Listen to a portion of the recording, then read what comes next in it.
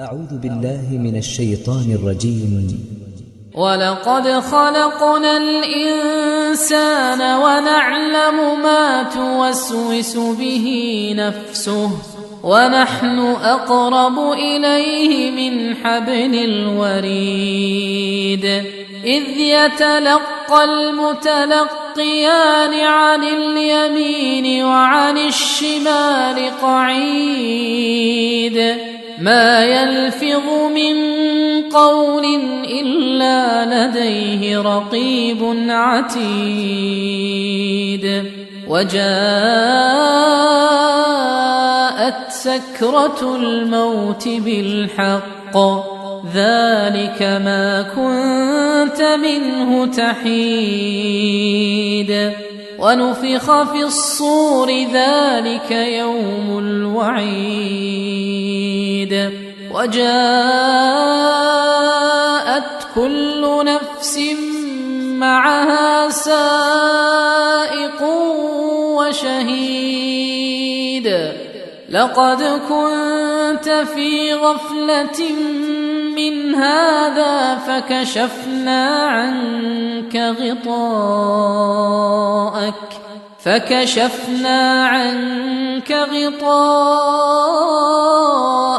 فبصرك اليوم حديد وقال قرينه هذا ما لدي عتيد ألقيا في جهنم كل كفار عنيد مناع للخير معتد مريب الذي جعل مع الله إلها آخر فألقياه في العذاب الشديد قال قرينه ربنا ما أطغيته ولكن كان في ضلال بعيد قال لا تختصموا لدي وقد قدمت إليكم بالوعيد ما يبدل القول لدي وما أنا بظلام للعبيد يوم نقول لجهنم هل امتلأت وتقول هل من مزيد وأزلفت الجنة للمتقين غير بعيد هذا ما توعدون لكل أواب حفيظ من خشي الرحمن بالغيب وجاء بقلب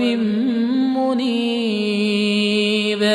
ادخلوها بسلام ذلك يوم الخلود لهم ما يشاءون